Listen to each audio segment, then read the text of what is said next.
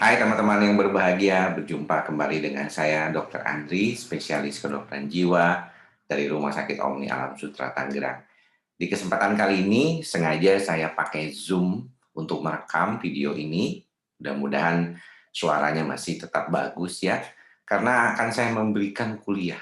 Nah, ini dia. Kenapa saya memberikan kuliah juga buat teman-teman, karena kadang-kadang ilmu kedokteran itu kan berlangsung secara cepat gitu ya. Dan walaupun, kedokteran jiwa itu juga merupakan salah satu bidang ilmu kedokteran yang memang seringkali mendapatkan pengetahuan-pengetahuan baru, termasuk dalam diagnostis klinis. Nah, dalam kesempatan ini saya mau membicarakan tentang psikosomatik, tetapi banyak pertanyaan kepada saya berkaitan dengan sebenarnya kalau misalnya psikosomatik itu apa sih?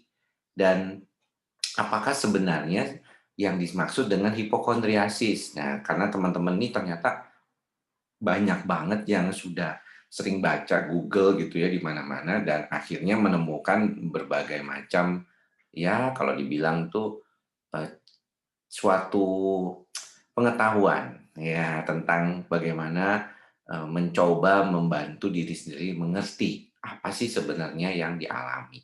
Nah, hari ini kita mau baca sedikit tentang apa itu psikosomatik ya. Gangguan psikosomatik atau gejala psikosomatik itu apa sebenarnya? Nah, teman-teman kita lihat ini sebenarnya psikosomatik ini berasal dari bahasa Yunani ya. Yunani yang mengatakan bahwa psyche itu artinya mind dan soma yang artinya badan atau body. Jadi pertama kali istilah psikosomatik ini dikenal oleh seorang German psychiatrist tahun 1818 yaitu Hein Roth. Jadi dia pertama kali menggunakan istilah ini. Nah, definisinya sebenarnya adalah gangguan yang dikarakteristikkan sebagai adanya perubahan fisiologis yang disebabkan setidak-tidaknya berkaitan dengan faktor emosional ya. Jadi mungkin pernah teman-teman dengar bahwa seorang yang mengalami gangguan psikologis yang menyebabkan fisiknya terdampak itulah yang dinamakan masalah yang terkait dengan psikosomatik.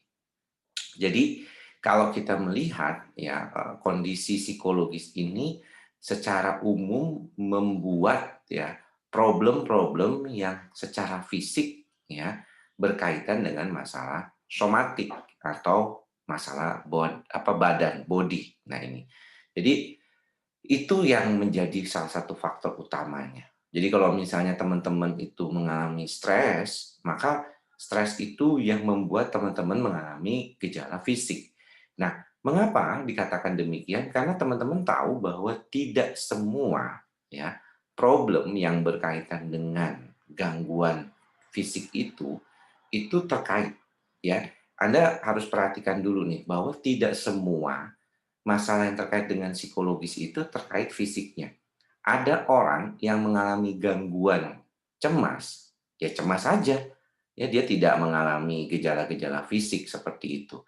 Jadi kalau kita lihat ternyata memang problem yang berkaitan dengan hal tersebut perlu diperhatikan.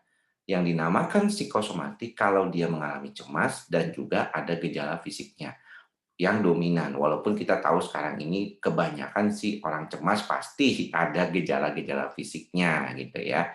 Nah, terminologi ini diperkenalkan di DSM-2 tahun 1968 sebagai suatu kondisi di mana adanya gejala psikosomatik yang disebabkan karena faktor emosional dan menyebabkan adanya satu organ atau suatu sistem yang biasanya dikaitkan dengan sistem autonomic nervous system atau sistem saraf otonom yang sudah pernah beberapa kali saya sebutkan. Nah, di dalam kehidupan saat ini ternyata istilah psikosomatik di dalam diagnostik klinis di Amerika itu sudah tidak disebutkan lagi ya. Di Indonesia juga sebenarnya istilah itu lebih banyak mengkaitkan pada gejala-gejala psikosomatik.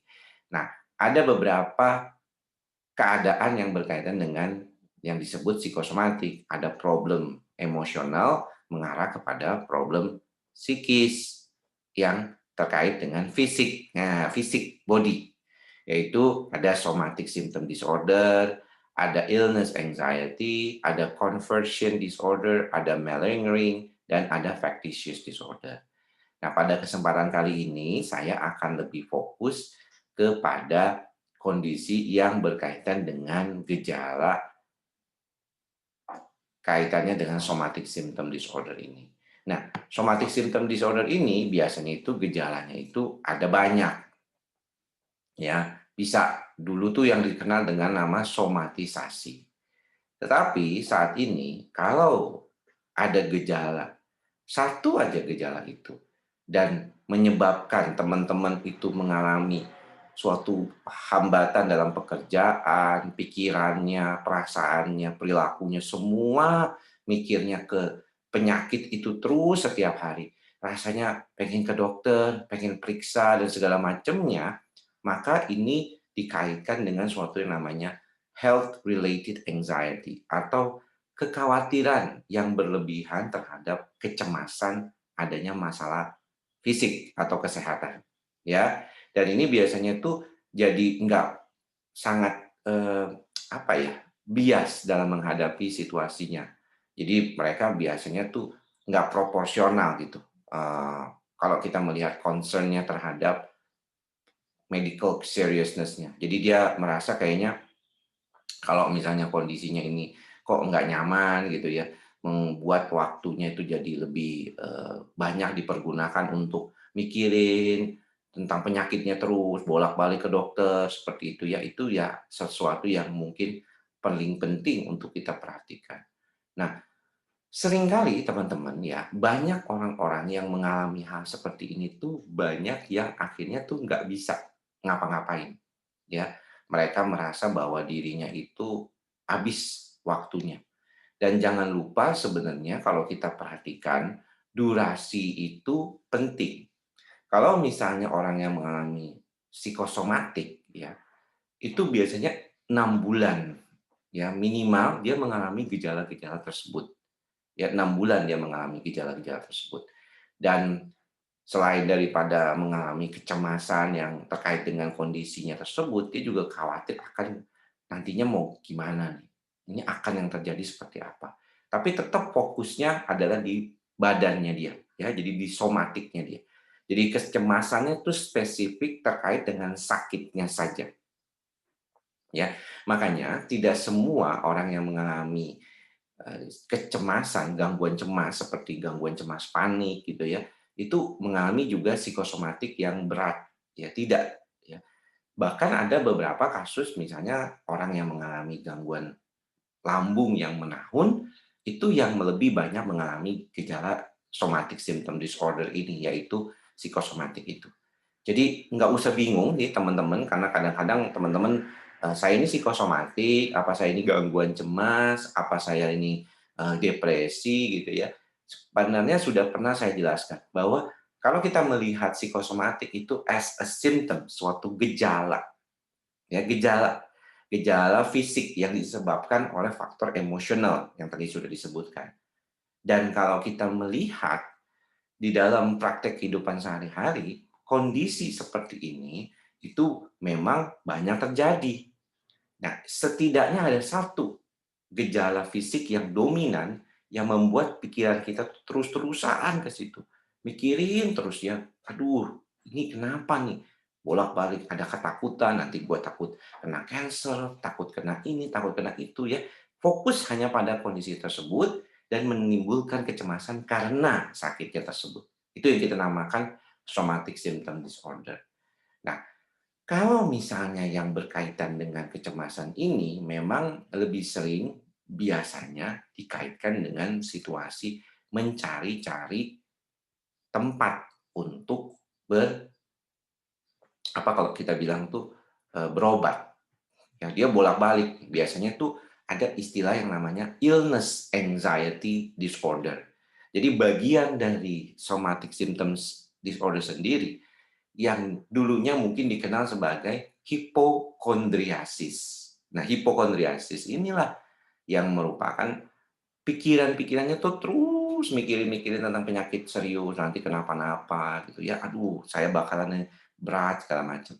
Jadi dia kebanyakan tuh gejalanya tidak terlalu banyak ya, kalau saya lihat kan di teman-teman suka cerita gejalanya banyak gitu ya, itu mungkin lebih banyak terkait dengan masalah kecemasan menyeluruh yang ada gejala somatiknya. Tapi kalau psikosomatiknya fokus satu tempat aja, satu misalnya hatinya, daerah perutnya, kemudian juga tangannya, ataupun kaku di otot, ataupun jantung, ataupun lambung terus ke situ, dan dia terus mencari ya, seperti ini dikatakan, bolak-balik ya, dan biasanya tuh, eee, nggak ada gejala-gejala yang sifatnya ringan gitu. Jadi menurut dia tuh semuanya berat gitu.